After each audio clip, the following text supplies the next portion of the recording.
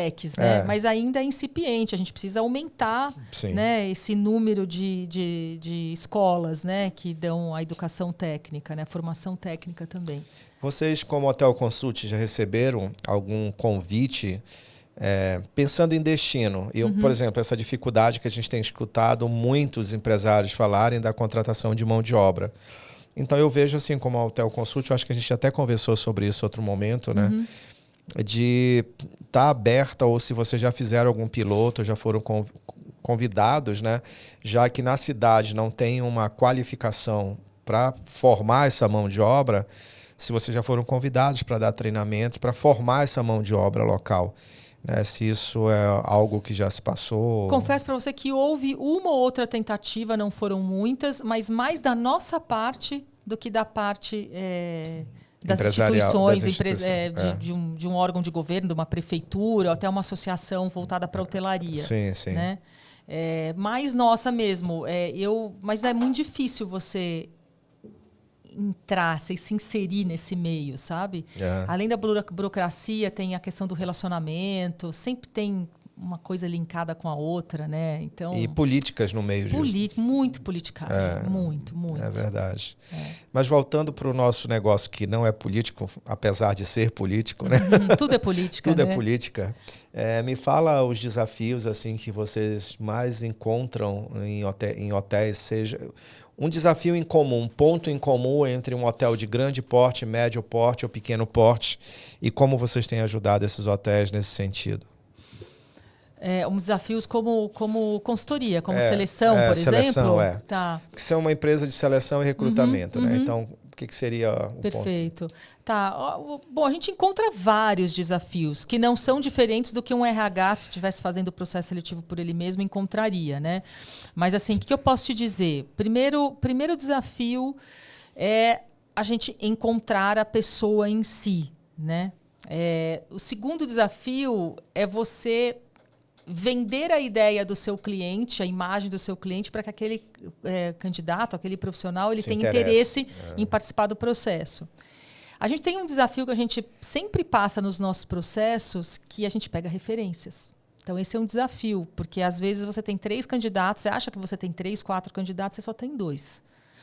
Porque as referências não são bacanas. E a gente não mostra para o cliente candidatos que não tenham tido boas referências. Né? Tá. Então, esse é um desafio também.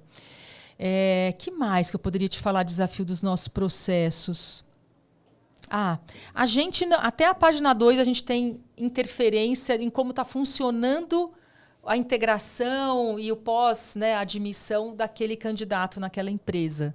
Se a gente tivesse, a gente até acompanha tudo para tentar sempre ajudar, mas eu não sei que tipo de liderança está sendo feita com aquele candidato, como é que ele foi tratado na integração, por exemplo. Então, isso é um desafio, porque a gente faz um trabalho, modéstia à parte, tão bem feito, tão artesanal. A gente estava hoje falando sobre isso, que eu acho que nenhuma consultoria faz de fato. É muito artesanal e muito preocupado. Por isso que a gente não faz do dia para a noite uma vaga, porque tem muitas etapas, né, para poder chegar no candidato final. Então, assim, a gente tem muito dessa preocupação, e aí chega lá no cliente, a gente não tem mais interferência. Então, de que adianta fazer muitas vezes um excelente processo seletivo, ter buscado assim, o melhor profissional, se uma vez que ele entra na empresa, ele tem decepções. Sim. Se as coisas não funcionam. É por isso que hoje em dia a gente fala tanto em retenção de talentos. A alta taxa de turnover, ela não é só por essa razão, tem outras razões, claro, mas hoje a grande preocupação dos hotéis é como reter talentos. Como atrair e como reter. Eu acho que em todos os segmentos, a hotelaria eu acho que está inserido, né? A gente vê a dificuldade da retenção. Eu não sei também se isso tem a ver com essa geração, que parece que é uma geração menos comprometida, mais libertária, algo que não consegue ficar. A gente antigamente ouvia falar de histórias de pessoas que entravam numa empresa e passavam uma vida inteira, né? Se aposentavam nessa empresa. E hoje em dia a gente percebe que esse tempo de vida de uma mão de obra dentro de uma empresa, ele está cada vez mais curto, né? Apesar de ter critérios de incentivo. E a gente percebe também que, às vezes, no critério de incentivos, não é só dinheiro. Não é só o dinheiro que está envolvido. Então, tem uma série de... Não é. Você sabe, quando a gente fala dessa geração, eu tenho tentado mudar um pouco o meu discurso. Eu também falava isso. Porque essa geração... Colocando a culpa nessa geração. Não é. É a geração existente. O que você faz, geração anterior, para se adaptar a uma geração existente, as características dessa geração? É a gente que tem que tentar entendê-los para poder dar para eles também algo que vá de encontro com a expectativa deles, entende? Um tipo de liderança. Por exemplo, o que o jovem hoje busca? Ele busca um clima bom de trabalho. Ele busca evoluir no dia a dia. Ele busca ter noção de crescimento na carreira. Tudo isso antes do salário. Sim. E outra coisa que ele busca é ter um líder que realmente esteja dando atenção, acompanhando e se mostrando coach, presente. Né? Um mentor. Né? Por pesquisa, já se sabe que a primeira razão que faz um profissional se demitir é o chefe. As pessoas se demitem por conta do líder. Tá? Chefe é diferente de líder, né? Exatamente. Já começa por aí. Então, a gente precisa ter lideranças, não chefes, né? Exatamente. Porque se você também não for inspiração... E, muitas vezes, a gente peca por isso. Não por negligência, né? Mas às vezes pela sua rotina no dia a dia, você acaba não dando aquela atenção devida. Sim. Eu tento me policiar, até porque a gente aprendeu muito com vocês nesse processo de mudança, porque é muito caro contratar, é muito caro perder um talento e dentro dessa roda aí de você colocar alguém absorver a cultura da sua empresa e você voltar naquela ascendente de crescimento, leva tempo. E na hotelaria, pior ainda, porque a hotelaria é uma babá cuidando de bebês todo dia, né? Sim. Não, e outra, você perder gente, um posto ali vazio, com certeza isso vai impactar no cliente em alguma situação. Vai impactar. Entende? Que é tudo que você não quer. É que o cliente perceba uma falta de um produto, ou um atendimento mais ou menos, ou uma demora no atendimento, naquilo que foi solicitado, entende? Então, de uma certa forma, vai esbarrar no cliente. Eu acho que também a conta no empresário, quando ele contrata mão de obra, a conta dele está muito em cima do custo da mão de obra. Ele não está olhando o benefício que aquela mão de obra vai trazer. Então, por isso que ele vai... quanto é o salário do sindicato, quanto é a média de mercado, eu vou pagar isso, é 6 por 1 e é isso, é a regra do jogo. Mas, ao mesmo tempo, se ele tiver uma visão um pouquinho mais ampla, né, de como talvez tornar essa equação mais eficiente, os benefícios podem ser muito maiores. Porque um cliente, quando sai super bem atendido no hotel... Tanto é que isso é um dos maiores filtros, né, na hora da tomada de decisão, é a experiência do hóspede. Então, as pessoas entram nas plataformas hoje, como Booking, Booking.com, como TripAdvisor, como o Google, elas vão filtrar lá para ver. As avaliações escritas, né? Com certeza. Então, ele já bate lá o filtro e quando ele olha lá nos comentários, de cada 10 comentários, se o hotel tem uma média de 4, 5, 40, 50% de comentários razoáveis para negativos, ele já não quer aquilo. Ele já não quer mais, exatamente. Então, isso está muito relacionado a pessoas, está muito relacionado a processos, está muito relacionado a lideranças, né? E está muito relacionado à cultura da empresa em si, vem de cima. O quanto você coloca as pessoas no topo da tua lista de importância. Então, e a questão da cultura, ele é um processo de repetição. Né?